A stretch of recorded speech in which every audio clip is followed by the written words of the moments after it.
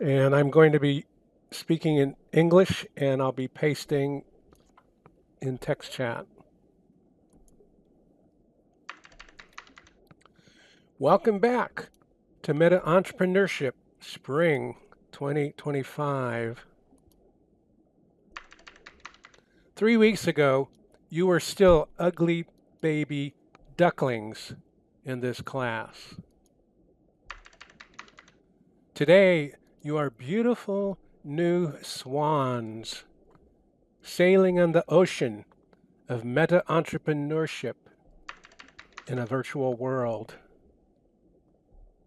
You have survived making your own personal store, making your own personal store sign,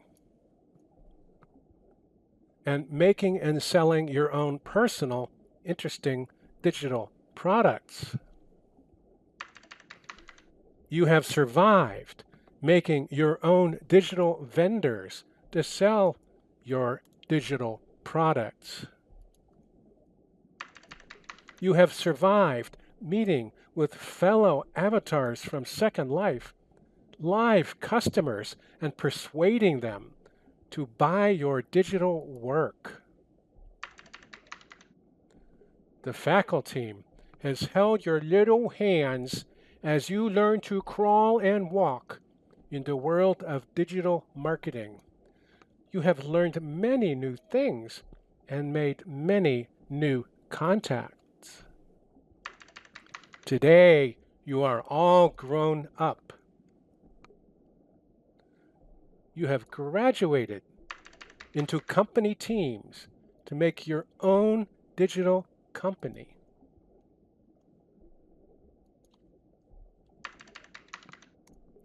To make your own digital company products, and digital company store. Why? Why are you doing this?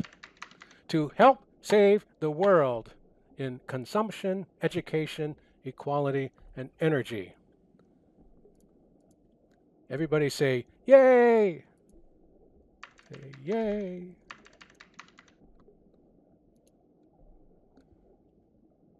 Okay.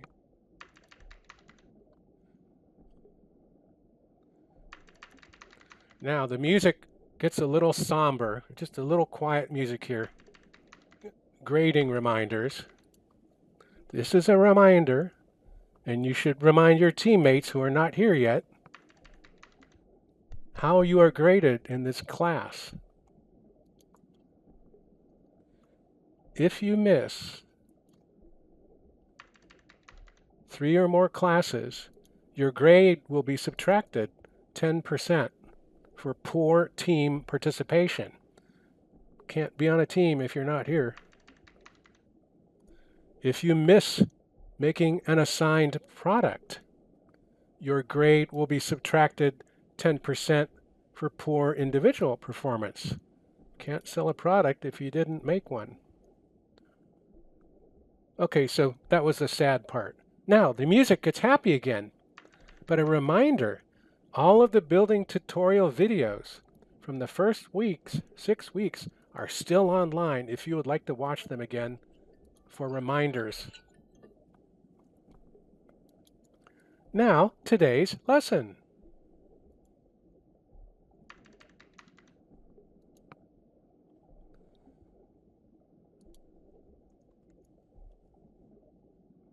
Dun dun dun, dramatic. Lessons.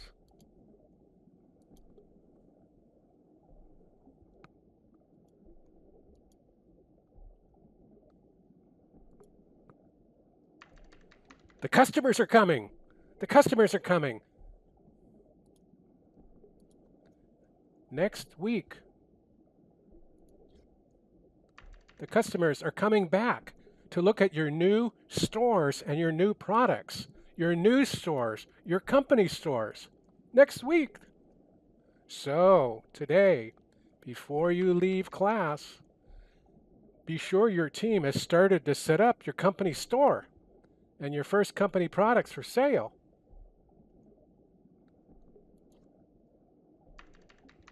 You are highly recommended to meet and work on your store between now and next week to continue your work and be ready for next Tuesday.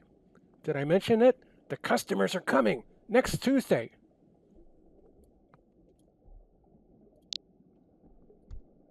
Okay, new slide. I'm moving over here. Please move over to where my avatar is sitting. Bum, bum, bum.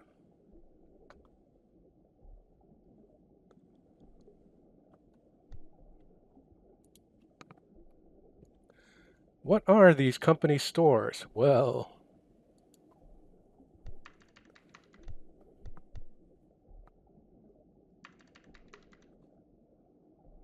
the company stores, some of you are standing right now. You see this purple thing over here? I'll come back over here.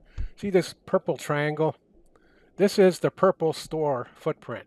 So this is where Purple Team is going to set up their store. And if you look around, you'll see the yellow triangle, and then over there is the orange triangle, and then way over there is the green triangle. And somebody's already started setting something up on the green triangle, so that's good. So that's where your company stores are going to be. Going to leave your personal stores because that's how you earn money, and then you start your new company stores. So I've jumped back over here.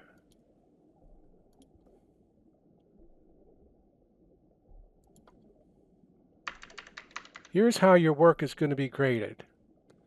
I'm looking for 3 things.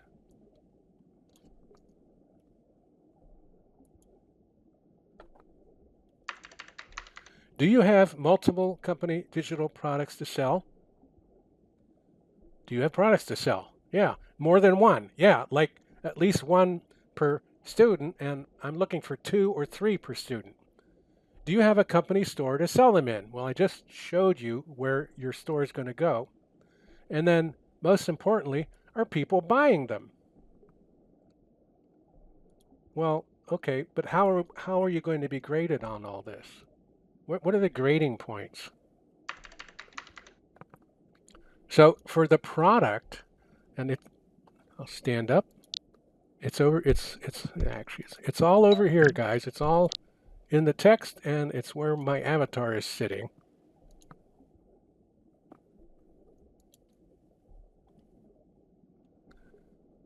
Does the product attract interest? Does it make people want to look at it? Does the product attract sales? Are they buying it? Does the product include results of customer feedback? You've already been through this because you sold your product and you got feedback. In particular, is your product interactive? Does it do something if you touch it or walk near it? Is it original? Is it your work? Is it unusual? Is it on theme? Is it related to energy or equity or consumption or education? Whatever your theme is, does it engage your interest? And like I said before, you want multiple products per team member. So that's how we're going to look at your products. What about the store? I might as well keep sitting up here. What about the store? How is the store going to be graded? Because now it's not just your store, it's your company store. Same thing. Does it attract interest and sales? It's all about interest. Interest brings people's attention, and if you get their attention, then you have a chance to sell. And does it include customer feedback? Because if it's not interesting, but they're willing to tell you what would be interesting, then you've got a shot at them. Now, do your company have a name? You don't have to be called the Purple Company. You can be whatever you want, or you could be Purple Co. We don't care, but pick a name so that people know what company they're visiting. Would you like to have a logo? Maybe you could put your initials together, or you could draw something pictorial. Do you have a logo? Do you have a motto? A catchy saying, Purple Co. It's colorful, or Purple Co. for all of your energy consumption improvement needs, whatever. And a sign, for sure, do you have a sign that says your company name? Then what about those products? More than one product per store? At least one per team member, and I would like to see 2 to 3 per team member. I would say that if you had 2 products per team member, that's at least a B grade. And if you had 3 or more, that would be like an A. If you had 1 product, it's good. That might be a C. If you don't have any products, well, we already talked about that. Don't go back there. If your products are interactive, you need to have a demo. You have a clickable demo, a demonstration, and then a vendor that they can click to buy it. And hopefully, you'll have some information signs. Okay, so any questions about how the stores are going to be graded or where you're going to build your store? Just say N for no. N for no. Any questions so far? Type an N for no. Come on, type an N for no. Any questions so far? If you do have a question, you can type a Y for yes. Okay, good. So please follow me. Follow me. Thank you, Hasi. Thank you, Tamarov. Okay, I'm sitting in a new area over here with all the plywood. So please come stand in front of the plywood objects.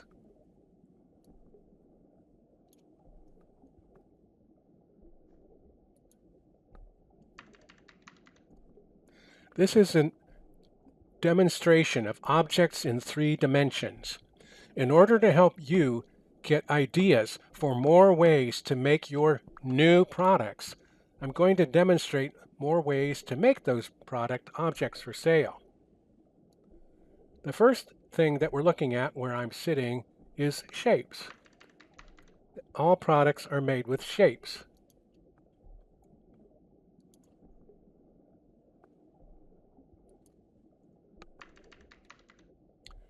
This display shows all the built-in shapes that you can res directly using the build command.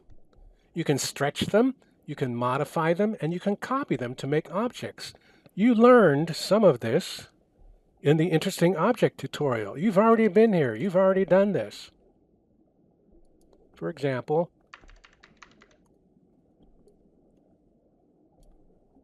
stretching it, making the cube taller, taller and taller and taller until it's turned into like a board. It's like a board here. It's turned into a board. You can stretch it, you can rotate it, you can do all kinds of good stuff with it. You could make shelving for your garage. I don't know. You could narrow it even more and make a fence post. You can also make it hollow. You've already made something hollow. Look at that. I made it hollow. And what can you do with a hollow thing? You could cut it diagonally. You could cut it flat ways like that. And you could make all kinds of stuff with that. What about over here? Here's a cylinder. We can make that hollow.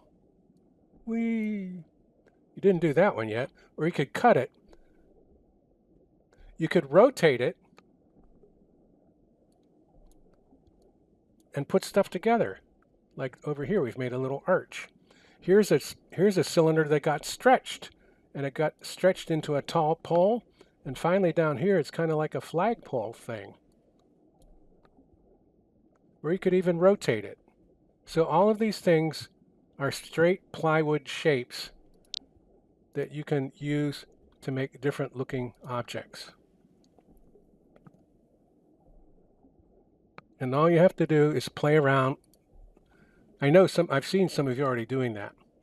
Okay, the next thing we want to talk about is illumination or lighting. Illumination.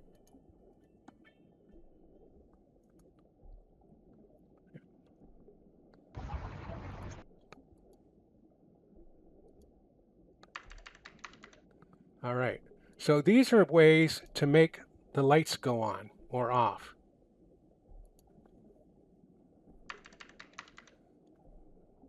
Oops, that's the wrong place. Where am I at?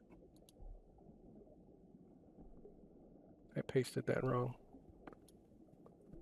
Okay, the second display shows ways to use illumination You learned some of this in the touch-activated object tutorial. Remember, you made it have a glow. So what are these things?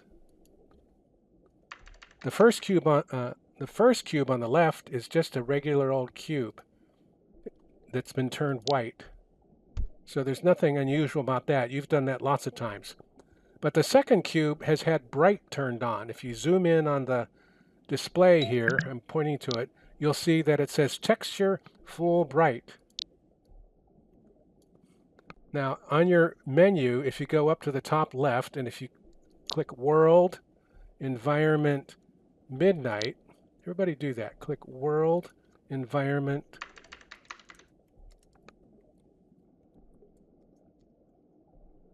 Midnight. And type an M if you're on midnight. I only expect about half of you to get this right, but it's kind of cool. Okay, Magua has M. Okay, well notice that this cube that has bright turn on is bright. It's really, really bright, even though it's midnight. It doesn't matter. Okay, the next thing to it is called a glow. Glow makes a fuzzy glow. And then the third thing is very confusing. This is using something called light. If you look over here, look over at the arch, look over here, you'll see that this light object is casting a light on the arch. If I put this light object inside the arch, it'll light up the inside of the arch. So now I have an illuminated arch in the middle. Let's bring your little camera over here and look. Light is a very mysterious thing. Very mysterious.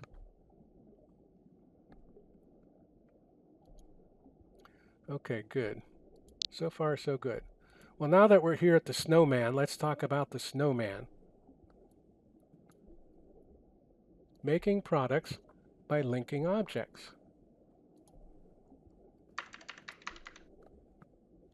This display shows examples of combining objects to make an arch and a snowman. You learned some of this in the Interesting Object tutorial. You combined a base with a ring. The arch is made from 2 stretched cubes and a hollow cylinder turned sideways. You see that? There's a hollow cylinder turned sideways, and there's 2 stretched cubes. Simple. The snowman is made from white and black spheres for the body and eyes. It becomes obvious once you start getting used to all these shapes. There's the middle. Oops. Come back here, edit linked. There's the middle.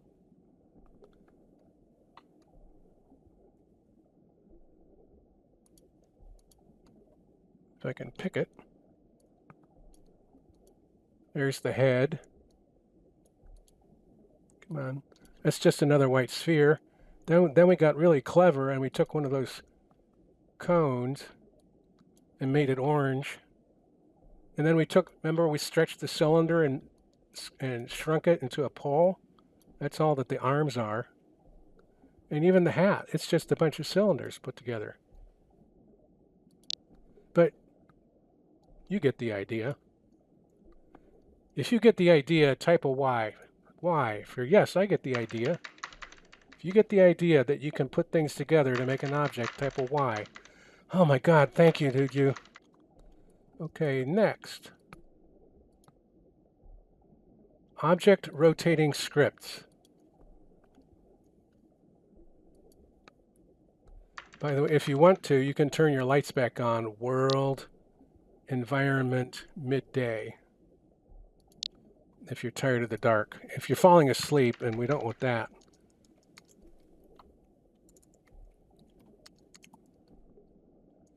It's not essential, but in case you're getting sleepy. Okay, this display shows ways to make your objects move using rotation scripts. Why? Moving objects are more interesting. If you want a copy of these different scripts, if you want to rotate left or rotate right,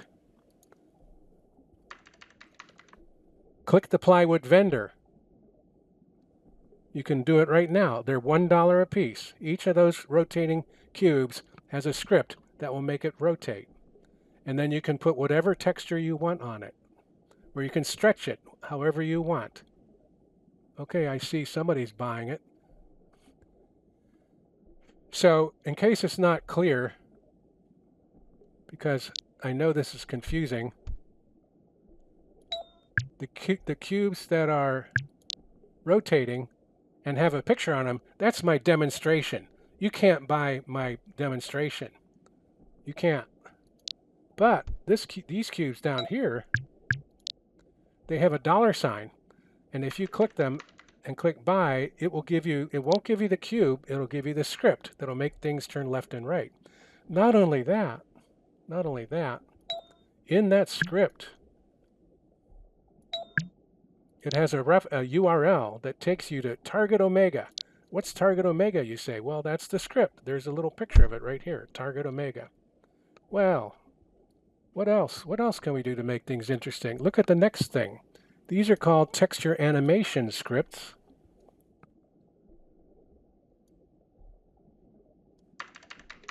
By the way, I can see whenever somebody buys something.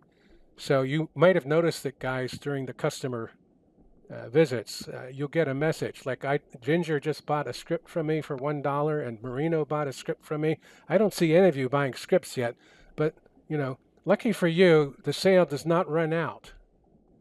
At this special price, you can still get these scripts anytime between now and May 27th. This display, oh, there, I hit you. Yes, you got the hint. This display shows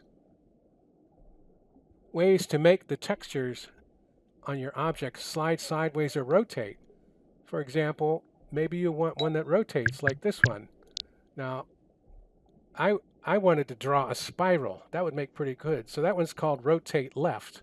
Or you might want to rotate right. Or you might want to slide left. Instead of sliding, it's rotating. Or you could slide right. Or this one makes me dizzy. You could have the ping pong effect. All of these scripts are down there with a reference telling you where to find the full details. Now you might ask, is the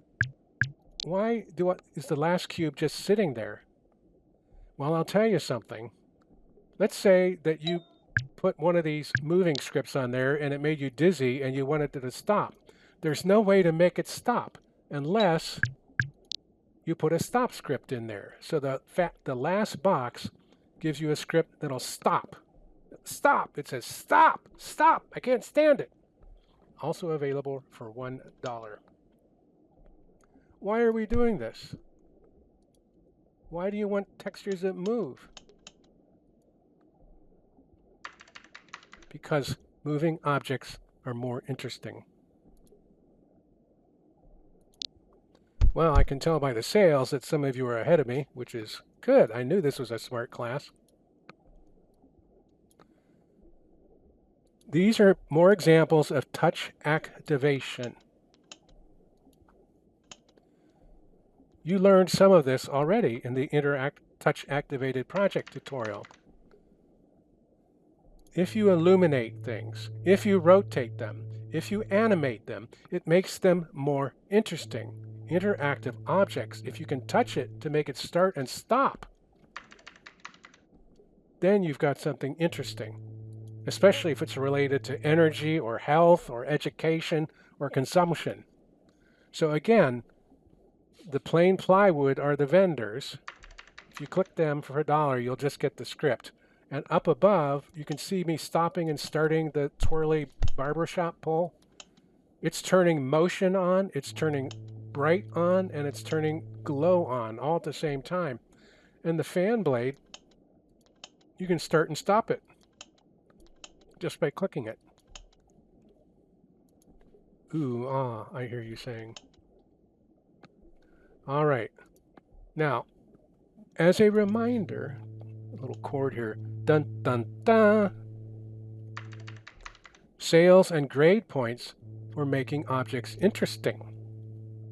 A reminder, your product must be interactive to be interesting, to get attention and convince people to buy it. You are highly recommended to make your objects interactive. Yes, this will be on the grading for your products. Yes, interactive. Okay, follow me. And again, if you want copies of the scripts, just click the plywood.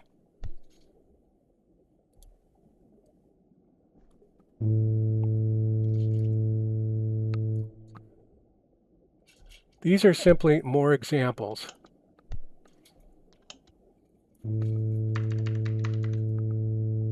This display shows some additional interesting objects using shapes, scripts, and touch activation.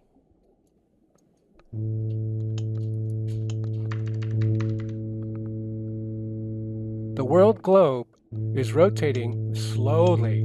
It's actually rotating like the real world. That's why it's so slow.